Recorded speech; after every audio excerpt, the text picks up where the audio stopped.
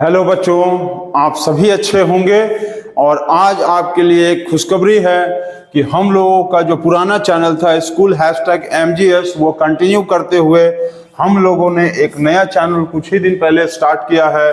और हम लोगों के चैनल का नाम है, नए चैनल का नाम है फाउंडेशन #इंडिया। इसमें आपको क्लास 9 to 12 का कंप्लीट स्टडी मटेरियल मिलेगा। ठीक, ये होने जा रहा है कंप्लीट चैनल। इस चैनल के माध्यम से आप सभी बच्चों को घर पे बैठे बैठे 9 से 12 का सारा मटेरियल मिल जाएगा। सारे लेक्चर्स मिलेंगे, सारे चैप्टर्स के, सारे टॉपिक्स के और सारे सब्जेक्ट्स के भी। तो आज हम लोग इसी चैनल के माध्यम से स्टार्ट करेंगे। सबसे पहले क्लास 12 का फिजिक्स स्टार्ट हो चुका है। इसी चैनल पे आप देखेंगे प्लेलिस्ट में बना हुआ है फिजिक्स। और आज हम लोग स्टार्ट करने जा रहे हैं क्लास 12 का मैथमेटिक्स का एक बहुत ही इंपॉर्टेंट चैप्टर क्लास 12।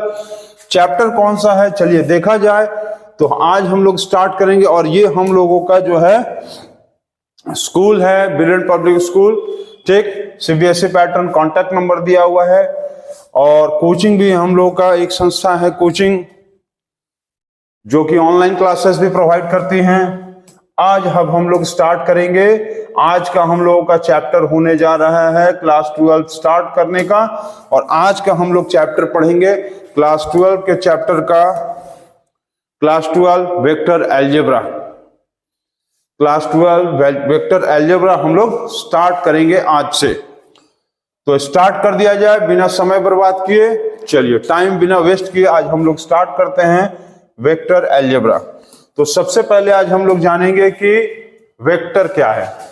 तो उसके पहले आपको एक चीज समझना पड़ेगा कि क्वांटिटी क्या होता है। क्वांटिटी सबसे पहले जरूरी चीज है। क्वांटिटी वेक्टर अलजेब्रा से भी पढ़ने से ज्यादा पहले इंपॉर्टेंट है कि क्वांटिटी समझ लीजिए कि क्या है। कि क्वांटिटी का मतलब होता है numerical value into unit. Numerical value और यूनिट का मल्टीप्लाई करेंगे तो एक आता है क्वांटिटी। जैसे कि हम लोग 8 इंटू kg किए तो क्या आया, 8 kg आ गया। इसी तरह से 7 इंटू मीटर करेंगे तो क्या आएगा, 7 मीटर आ गया। और 6 इंटू मान लेते हैं सेकंड करेंगे तो क्या आ गया, 6 सेकंड।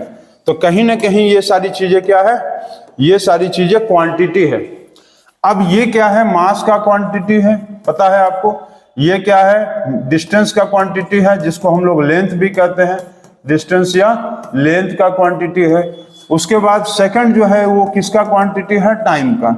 तो इसी तरह से क्वांटिटी का मतलब है कि ये न्यूमेरिकल वैल्यू है, ये इसका unit. Numerical value into unit, numerical value और इंटू यूनिट। तो न्यूमेरिकल वैल्यू और यूनिट का जो प्रोडक्ट होता है उसको बोलते हैं क्वांटिटी। अब इसी क्वांटिटी का दो क्लासिफिकेशन बनकर आया, जिसको कहते हैं एक स्केलर क्वांटिटी और एक होता है दूसरा वेक्टर क्वांटिटी। एक होगा स्केलर क्वांटिटी और दूसरा होगा वेक्टर क्वांटिटी। अब स्केलर क्वांटिटी क्या है, स्केलर क्वांटिटी का मतलब है कि इसके पास मैग्नीट्यूड तो है।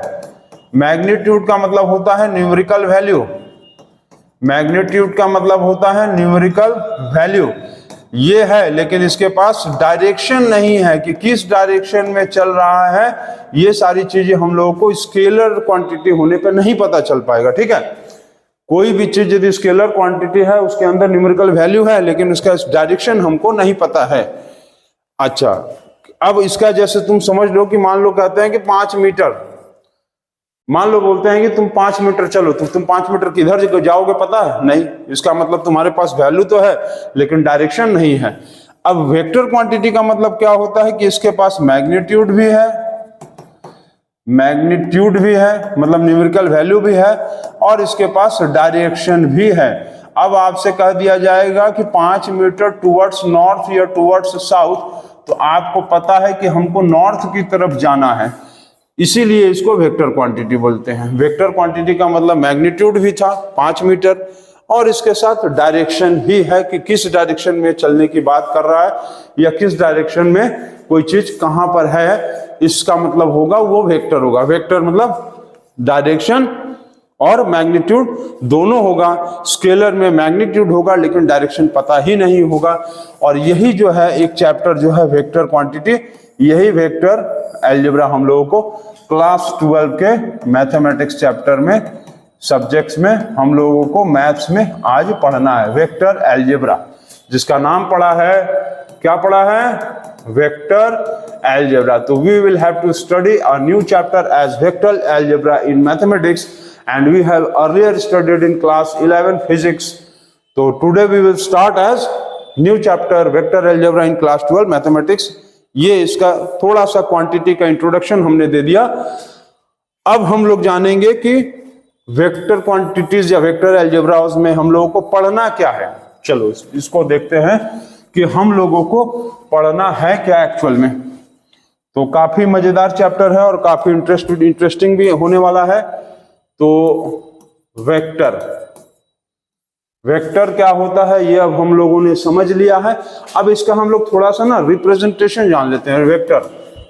ठीक, वेक्टर का हम लोग क्या करेंगे, डेफिनेशन जान लेते हैं। डेफिनेशन अभी बताए हैं कि अ क्वांटिटी which have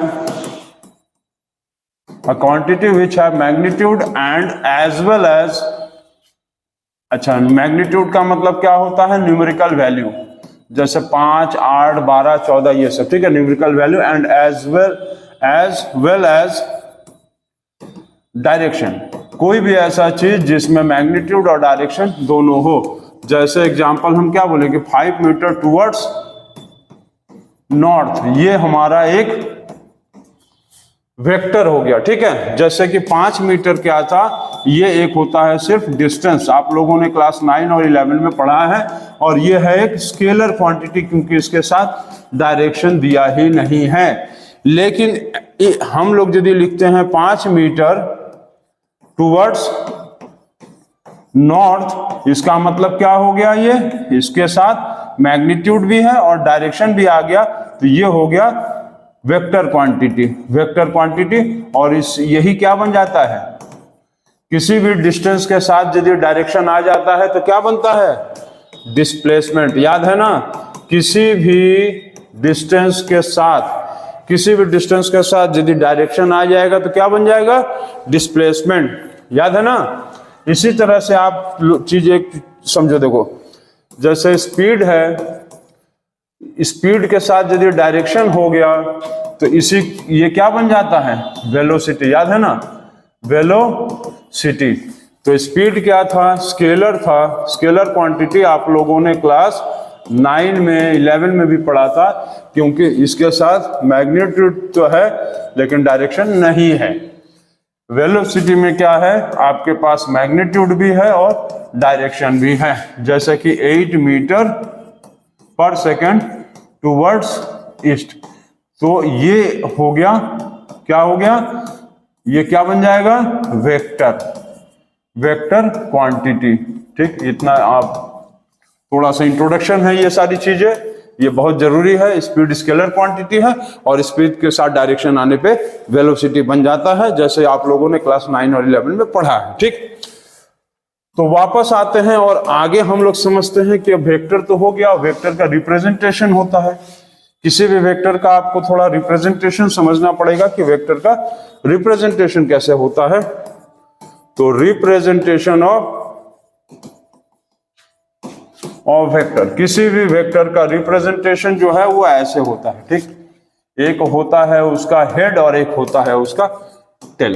ठीक, एक हेड होगा और एक टेल होगा वेक्टर का रिप्रेजेंटेशन। जैसे कि मान लेते हैं, हम लोग बोलते हैं कि डिस्प्लेसमेंट जो है किसी भी चीज का 8 मीटर हुआ, तो क्या लिखेंगे हम लोग, डिस्प्लेसमेंट 8 मीटर को कैसे लिखेंगे, बताइए। डिस्प्लेसमेंट या डिस्टेंस को कैसे रिप्रेजेंट करते हैं हम लोग डिस्टेंस को रिप्रेजेंट करते थे एस से। तो S is equal to 8 metre का मतलब है डिस्टेंस 8 मीटर है, और डिस्प्लेसमेंट का मतलब यदि एरो ऐसे लगा देंगे, कैसे एरो लगाएंगे, एस के ऊपर ऐसे एरो लगा दिए तो ये हो गया डिस्प्लेसमेंट। ठीक, ये क्या हो गया, डिस्प्लेसमेंट। इसी तरह से यदि हम लोग मान लो स्पीड लिखते हैं v is equal to 8 metre per second, तो ये स्केलर है। और वेक्टर लिखेंगे तो कैसे लिखेंगे, v वेलोसिटी कैसे लिखेंगे, v वेलोसिटी वेक्टर होता है, तो हम लोग v के ऊपर क्या करेंगे, एक एरो ऐसे बनाएंगे और ऐसे लिखेंगे, ठीक है। हम लोग क्या करेंगे, एक एरो बनाएंगे, देखो ऐसे भी एक एरो ऐसे बनाएंगे और 8 मीटर पर सेकंड लिख देंगे, ठीक। तो एरो नहीं है, स्पीड है, एरो आ गया, इसका मतलब ये वेलोसिटी है, मतलब वेक्टर है। तो रिप्रेजेंटेशन ऑफ वेक्टर के लिए टेल और हेड का रिप्रेजेंटेशन करते हैं, ठीक। एक टेल और एक हेड, तो नोट करिए इसको।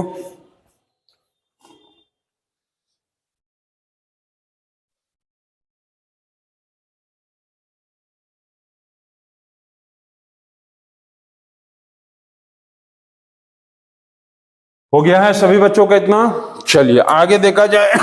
थोड़ा कैमरा चेक करना पड़ता है कि रिकॉर्डिंग हो रहा है कि रुक गया है कि क्या हो रहा है। टेक्निकल प्रॉब्लम्स तो नहीं आ गए। Web page 404 can not be error, नहीं तो आप जब इसको खोल कर पढ़ेंगे ना, चैनल को स्टार्ट करेंगे तो दिखाएगा 404 found error, web page can not be displace, ठीक। अब इसके बाद होता है पार्ट्स ऑफ वेक्टर में देखेंगे, parts of vector quantity, parts of vector quantity चलिए देखेंगे। तो इसमें एक होता है इनिशियल पॉइंट, इनिशियल पॉइंट जिसको हम लोग स्टार्टिंग पॉइंट भी बोलते हैं। क्या बोलते हैं? स्टार्टिंग पॉइंट, ठीक। और एक होता है terminal, terminal point. Terminal point को हम लोग क्या बोलते हैं? एंड पॉइंट, ठीक। Terminal point is also called as end point या फाइनल पॉइंट, फाइनल पॉइंट या एंड पॉइंट। तो ये होगा, जैसे कि हम लोगों ने अभी यहां पर ये बताया कि ये इसका हेड है और ये इसका टेल है। तो इस पॉइंट को हम लोग क्या कहेंगे? टेल को क्या कहेंगे? Tail is called as, tail is called as, कहां से स्टार्ट हुआ? The point where vector starts, जहां से स्टार्ट हुआ। तो यहां से ये स्टार्ट हुआ और यहां पर जाकर ये ऐसे रुक रहा है, ठीक है। तो जहां से स्टार्ट होगा वो क्या कहलाएगा? इनिशियल पॉइंट, ठीक। जिस पॉइंट से स्टार्ट होगा वो क्या कहलाएगा? इनिशियल पॉइंट, ठीक। तो A is called as, tail is called as initial point, ठीक। Tail is called as initial point, जहां से स्टार्ट हुआ ए और जहां पर जाकर खत्म हुआ, एंड हुआ। ये क्या हुआ? एंड हुआ यहां, और यहां पर क्या हुआ था? स्टार्ट हुआ। तो स्टार्ट जो पॉइंट होता है उसको कहेंगे इनिशियल पॉइंट, और जहां पर जाकर एंड होगा उसको कहेंगे टर्मिनल पॉइंट। तो this is called as terminal, terminal point, जहां पर वो जाकर रुक जा रहा है, ठीक है। तो हम लोग वेक्टर्स को रिप्रेजेंट ऐसे ही करते हैं, ऐसे, ठीक। ये ए बी, ये initial, A is called as initial starting point, B is called as terminal end point, ठीक। ए स्टार्ट, बी एंड, ठीक। तो हम लोग रिप्रेजेंटेशन ऐसे ही करेंगे। तो ये पार्ट्स ऑफ वेक्टर क्वांटिटी में एक टर्मिनल पॉइंट होता है और एक इनिशियल पॉइंट होता है। अब एक चीज समझते हैं, पोजीशन वेक्टर क्या होता है। इतना हो गया, नोट कर लीजिए। चलिए नोट कर लिए, बच्चों ने नोट कर लिया। एकदम आराम से पढ़ेंगे। क्लास 12 का मैथमेटिक्स एकदम हलवा है, हलवा गाजर सब है, एकदम आराम से पढ़ेंगे और हलवा की तरह पढ़ेंगे, ठीक। अब हम लोग पढ़ते हैं पोजीशन वेक्टर, पोजीशन वेक्टर। तो पोजीशन वेक्टर के लिए क्लास 11 में आप लोगों ने 3D ज्योमेट्री पढ़ा होगा। क्लास 9 में आप लोगों ने पढ़ा था कोऑर्डिनेट ज्योमेट्री, जिसमें ये पढ़ा था कि 2 पॉइंट होता है 2D x y। और क्लास 11 में जब पढ़े थे तो 3D ज्योमेट्री में हम लोग पढ़े थे x y और z, याद है? x एक्सिस, y एक्सिस और z एक्सिस, ये है, याद है ना? याद है कि नहीं, कि भूल गए हैं सभी बच्चे? चलिए भूल भी गए होंगे तो ये चैप्टर जब हम पढ़ाएंगे 3D ज्योमेट्री तो वो सारी चीजें आपको हम क्लियर कर देंगे। तो इसमें 3 पॉइंट होता है, x होता है, y होता है और z होता है। ये मान लो x एक्सिस है, ये y है और z, ठीक है। ये x, ये y और ये z, ठीक है। तो पोजीशन वेक्टर का मतलब होगा कि position of any vector, position of any vector in terms of 3D geometry. 3D geometry के हिसाब से वो उसका पोजीशन कहाँ है, 3D ज्योमेट्री के हिसाब से किसी भी वेक्टर का पोजीशन कहाँ है। इसका मतलब है कि वो x कहाँ है और y कहाँ है और z कहाँ है, उसका वो रिप्रेजेंट करता है, वो इसको बोलते हैं पोजीशन वेक्टर। कहां से नापेंगे इसको हम लोग? पोजीशन वेक्टर मतलब position of any vector in terms of 3D geometry x y z के हिसाब से, ठीक। स्टार्टिंग फ्रॉम कहां से होगा? स्टार्टिंग कोई भी चीज का तो ऑरिजिन से स्टार्ट होता है, तो स्टार्टिंग फ्रॉम ऑरिजिन। तो ऑरिजिन तो पता है ना, ऑरिजिन होता है, क्या होता है? 0 0 0। 3D ज्योमेट्री में याद है, 3D ज्योमेट्री को हम लोग गॉसियन प्लेन भी बोलते थे। 3D ज्योमेट्री को हम लोग किस प्लेन पर रिप्रेजेंट करते हैं? This plane is called as Gaussian plane, याद है, गॉसियन प्लेन। और 2D ज्योमेट्री जो होता था, 2D ज्योमेट्री जो रिप्रेजेंट होता था वो कौन से प्लेन पर रिप्रेजेंट होता था? That plane is called as the Cartesian plane. Cartesian plane is called as the 2D geometry and the Gaussian plane is called as the 3D geometry, ठीक है, क्लियर है? अच्छा, अब इसमें बात ये होता है कि हम लोग समझेंगे कैसे। मान लो यहां पर एक पॉइंट है, मान लो यहां पर एक पॉइंट P है, P, ठीक है, एक पॉइंट P है। मान लो ये पूरा रूम है, ठीक, 3D स्पेस हो गया, ये रूम है। अब इस रूम में ये एक पॉइंट है, ठीक, इस रूम में ये बल्ब को एक पॉइंट मान लो, ये बल्ब को एक पॉइंट मान लो, ठीक है। अब इसमें तुम ये समझो कि ऑरिजिन से x से इसका दूरी, y से इसका दूरी और z एक्सिस से इसका दूरी, ठीक है। हम समझ रहे हो क्या बोल रहे हैं? जैसे कि इस रूम में हम खड़े हैं और बल्ब को यहां पर एक पॉइंट P ले लिए हैं, तो x एक्सिस होगा, एक y होगा और z होगा, ठीक। एक ऐसे लेंथ गया है, एक लेंथ ऐसे आया है और एक लेंथ ऊपर गया, ठीक है। एक ऐसे गया, एक ऐसे गया और एक ऊपर आया।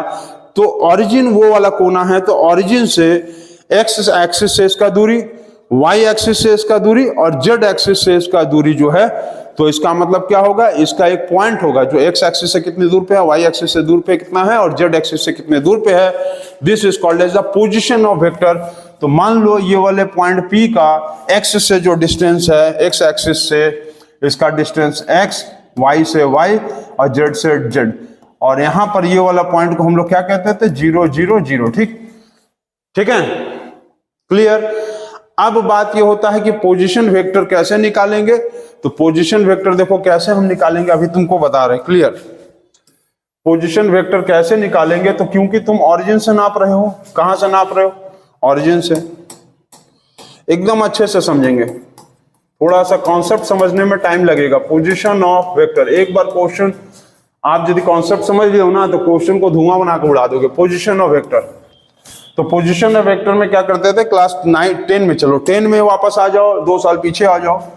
आप लोग ये क्या करते थे? इस लाइन को कैसे निकालते थे? डिस्टेंस फॉर्मूला से, x2 माइनस x1, देखो x minus 0x, y minus 0 y और z माइनस 0, ठीक। तो इसका मतलब क्या आया? पोजीशन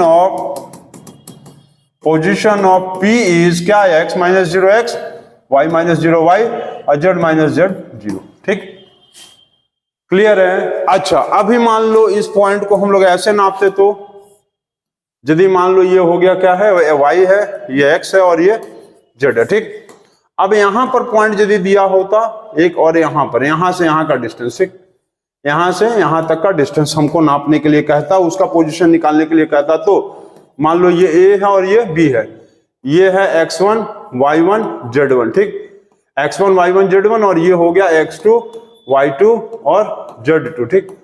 क्या बोले, समझ गया? ये वाला पॉइंट हो गया x1 y1 z1, थोड़ा सा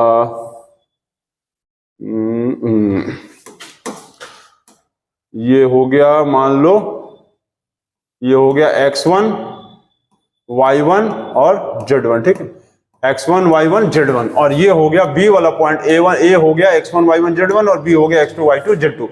इसका पोजीशन वेक्टर कैसे निकालेंगे? पोजीशन वेक्टर ऑफ AB कैसे निकालेंगे बताओ? पोजीशन वेक्टर ऑफ AB बताओ, जल्दी से बताओ। पोजीशन वेक्टर ऑफ AB कैसे निकालेंगे? पोजीशन वेक्टर ऑफ AB कैसे निकालेंगे? चलो बताओ, पोजीशन वेक्टर ऑफ AB कैसे निकालेंगे? कमेंट करो जल्दी से, नहीं कमेंट करोगे कोई बात नहीं, हम तो सॉल्व करेंगे ही। चलो बताओ तो कैसे करेंगे। Position vector of A B यदि निकालना होगा तो कैसे निकालेंगे, देखो कैसे निकालेंगे। ऐसे आप लोग ये पता होगा पोजीशन वेक्टर, अच्छा वेक्टर है तो ए बी को ऐसे रिप्रेजेंट करते हैं हम लोग। बताए थे कि वेक्टर क्वांटिटी को जहां से शुरू होगा वहां पर टेल होगा, जहां पर जाकर खत्म होगा वहां पर हेड होगा। तो ये ए से स्टार्ट हुआ बी पे खत्म हुआ, ठीक। अब करते क्या थे, फाइनल माइनस इनिशियल, याद है class 10 x2 minus x1, x2 minus x1। तो हम लोग भी इसी तरह से करेंगे, x2 माइनस x1, ठीक। तो x2 माइनस x1 हो गया। फिर क्या करेंगे, comma y2 minus y1, comma और z2 माइनस z1। ये निकल गया इसका पोजीशन वेक्टर, ये आ गया position vector of A B. मतलब ए बी एग्जैक्टली कहां पर लोकेटेड है वो तुमको पता चल जाएगा, x2 minus x1 minus y2 minus y1 z2 minus z1। ये तब करेंगे जब इनिशियल ऑरिजिन से नहीं स्टार्ट होगा, और ये कब करेंगे जब कोई पॉइंट ऑरिजिन से स्टार्ट होगा। तो ये होता है पोजीशन ऑफ वेक्टर, ठीक। इसको नोट कर लेंगे। अब इसके बाद एक चीज आपको समझना है, डायरेक्शन कोसाइंस, जो कि बहुत ही ज्यादा इंपॉर्टेंट है। नोट करिए इसको।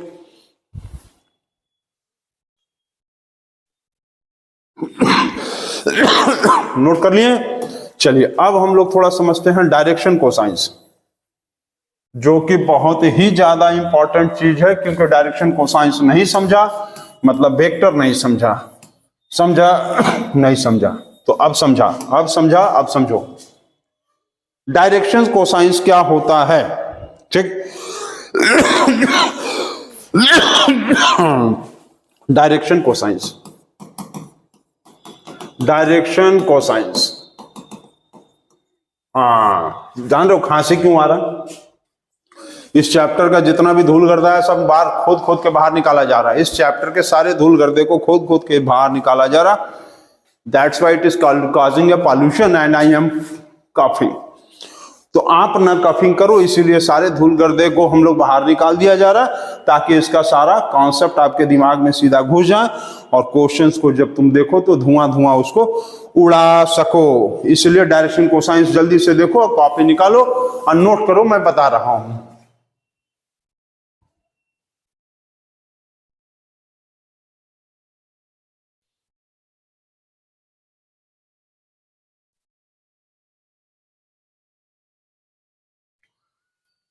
चलिए हम लोग आज देखते हैं उसके बाद डायरेक्शन कोसाइंस। डायरेक्शन कोसाइंस क्या होता है, ठीक है। तो डायरेक्शन कोसाइंस क्या है उसको समझने के लिए आप लोग थोड़ा सा यहां पर चलो बैक आ जाओ। कहां गया, अच्छा हट गया है, कोई बात नहीं फिर से बन जाएगा। चलो ये था x, ये y और ये z, ठीक। और यहां पर एक पॉइंट था p। तो पोजीशन ऑफ वेक्टर P तो तुम समझ ही गए थे। अब क्या होता है कि ये जो भी P है, ये P कहीं ना कहीं x एक्सिस लेटा है, y एक्सिस लेटा है, z एक्सिस लेटा हुआ है। तुम कहीं से भी देखोगे तो x y z से P जो पोजीशन है, ठीक, मतलब angle made inclined to the point P, to the point या position vector to the point, position vector of B, P मतलब of P is called as direction cosines. थोड़ा सा confusion हो रहा है समझने में, कोई दिक्कत नहीं है, चलो फिर से समझो। ये पॉइंट P था, x एक्सिस से डिस्टेंस, y एक्सिस से डिस्टेंस, z एक्सिस से डिस्टेंस, मतलब x y z हो गया, पोजीशन वेक्टर निकल गया, ठीक। ये पॉइंट P कहीं ना कहीं x एक्सिस से एक एंगल बना रहा होगा।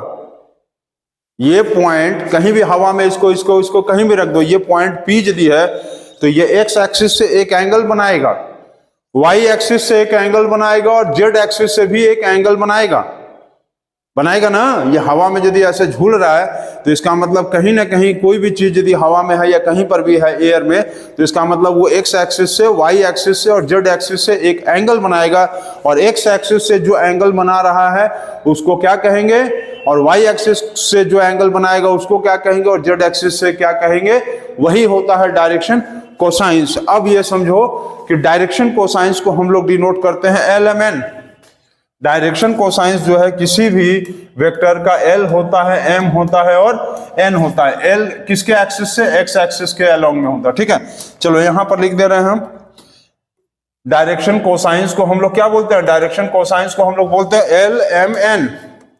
डायरेक्शन कोसाइंस का मतलब L, M और N।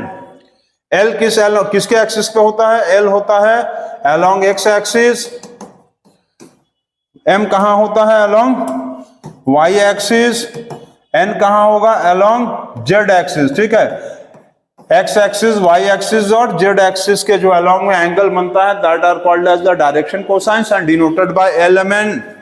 तो L इज इक्वल टू क्या होगा, cos alpha, M is equal to क्या होगा, cos बीटा, और N इज इक्वल टू क्या होगा, cos गामा। ये क्या कहेंगे, y नहीं, ये y नहीं है, गामा है, गामा। इसको क्या कहेंगे, गामा। इसको क्या कहेंगे, गामा। क्लियर है। इसको क्या कहेंगे, बीटा, बेटा नहीं, बेटा नहीं, beta, alpha, alpha, alpha, alpha. अच्छा, तुमको पता है कि अल्फा जो है वो हीरोइन का नाम था, किसमें पता है, सुल्तान पिक्चर जो है ना उसमें जो है अनुष्का शर्मा का नाम था अल्फा। तो L is equal to cos alpha और M is equal to cos beta and N is equal to cos gamma. अब LMN जो है ये इसका डायरेक्शन कोसाइंस है। इसका मतलब यदि P यहां पर है तो P पे कहीं ना कहीं जो है x एक्स एक्सिस से एक एंगल बनेगा, y से एक एंगल बनेगा और z से जो एंगल बनेगा। तो x से जो एंगल बन रहा है cos अल्फा का एंगल बन रहा है, y एक्सिस से जो बन रहा है cos बीटा बन रहा है, और z एक्सिस से जो बन रहा है वो cos गामा बन रहा है। इसको हम लोग LMN कहते हैं। ठीक है, अब इसके बाद ये होता है कि रिलेशन होता है डायरेक्ट। इसके बाद एक चीज और समझो, डायरेक्शन रेशियो। चलिए अब इसके बाद और एक चीज समझते हैं कि डायरेक्शन रेशियो क्या है। डायरेक्शन रेशियो, डायरेक्शन कोसाइंस तो आप समझ गए, अब डायरेक्शन रेशियो क्या है ये समझना। पहले समझे पोजीशन वेक्टर, फिर समझे डायरेक्शन कोसाइंस, अब आपको समझना है कि डायरेक्शन रेशियो क्या है। तो डायरेक्शन रेशियो क्या होगा, डायरेक्शन रेशियो, डायरेक्शन रेशियो का मतलब होता है LMN। ये क्या था, डायरेक्शन कोसाइंस था। ठीक है, LMN तो डायरेक्शन कोसाइंस है। चलो यहां लिख देते हैं ना, कंफ्यूजन हो जाएगा तुम लोग को। डायरेक्शन कोसाइंस, अभी हम बताएंगे डायरेक्शन कोसाइंस होता है L, M और N। L को हम लोग लिखते हैं cos अल्फा, इसको लिखते हैं cos बीटा, इसको लिखते हैं cos गामा। कोई कंफ्यूजन मत रखना, किसी भी तरह का कंफ्यूजन नहीं होना चाहिए। ठीक, नहीं होना चाहिए, बिल्कुल नहीं होना चाहिए। डायरेक्शन रेशियोज देखो क्या है, cos alpha is equal to, cos का फॉर्मूला क्या होता है, cos theta is equal to, cos theta is equal to क्या होता है, B/H। पता है, क्लास 10 में चले जाएंगे, क्लास 10 में चले जाएंगे तो cos theta is equal to होता है बेस बाय हाइपोटेन्यूज। चले गए सर, आप कभी 9 में ले जा रहे हैं तो कभी 10 में ले जा रहे हैं, कभी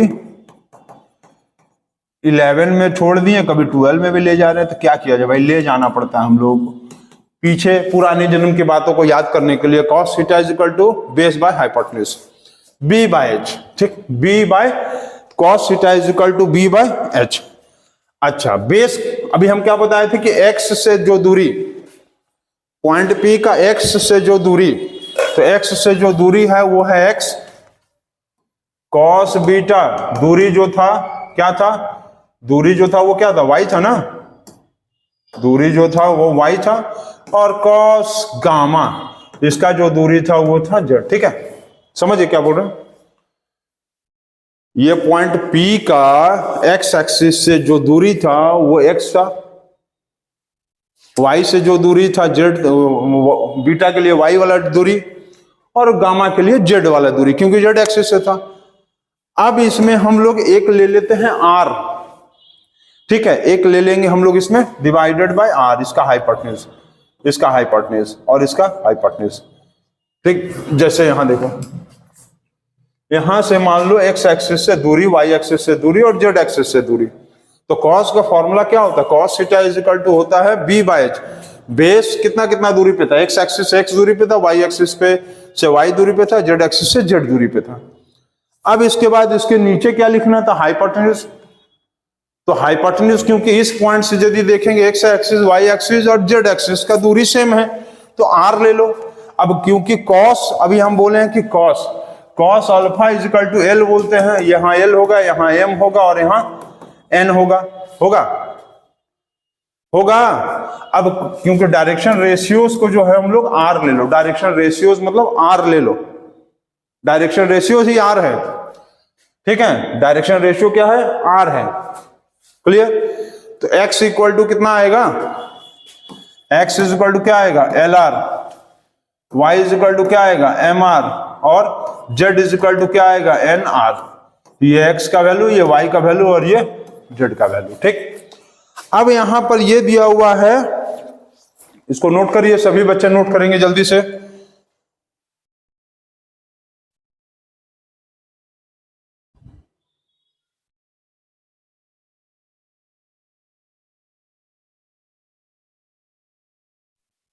हो गया, सभी बच्चों का हो गया है। अच्छा, अब इसके बाद एक चीज समझो, देखो ये तो था डायरेक्शन रेशियोज, अच्छा डायरेक्शन कोसाइंस था। अरे भाई मिट जाओ जल्दी से, बच्चों को देरी हो रहा है, ठीक। अब जो वैल्यू आ रहा है वो क्या आ रहा है, x square plus y square plus x square plus y square plus z square. क्योंकि रेशियो है x square plus y square plus z square is equal to क्या होना चाहिए, 1 होना चाहिए। X square plus y square plus z square is equal to कितना होना चाहिए, कितना होना चाहिए भाई, 1 आना चाहिए, यूनिटी। क्योंकि रेशियो है तो रेशियो का वैल्यू तो सेम होगा ना, तो 1। अब x का वैल्यू क्या है, x का वैल्यू है एल आर का होल स्क्वायर, इसका वैल्यू क्या है, एम आर का होल स्क्वायर, और इसका वैल्यू है एन आर का whole square is equal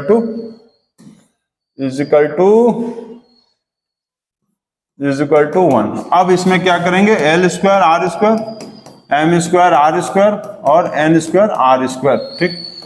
L square plus M square plus N square into R square is equal to 1, ठीक, इक्वल टू 1 आ रहा है, ठीक। इसका मतलब ये दिया हुआ है कि मतलब क्या, व्हेन, ध्यान देना क्यों क्या बोल रहा है, when direction cosines, when direction बहुत इंपॉर्टेंट है, ध्यान देना, अभी फिर से हम समझा देंगे। When direction cosines, direction cosines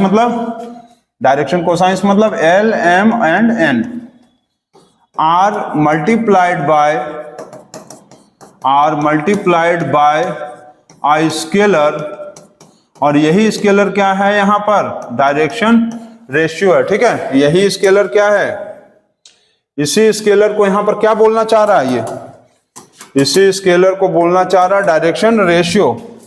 इसी स्केलर को यहां पर ये क्या बताना चाह रहा है,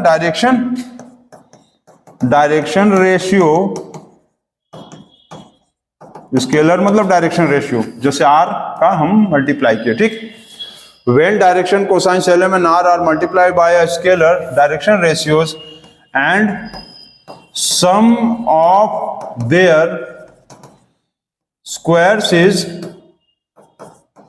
इज ऑलवेज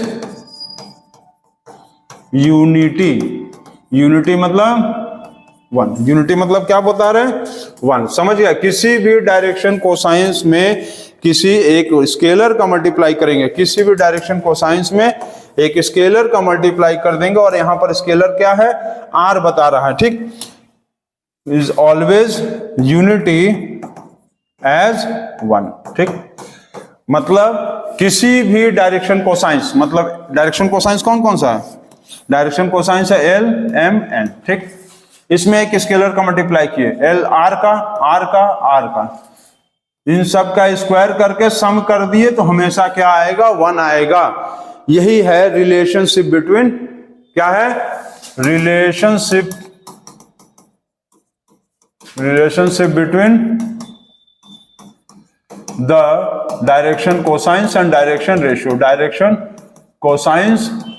कोसाइंस क्या है? LMN है, एंड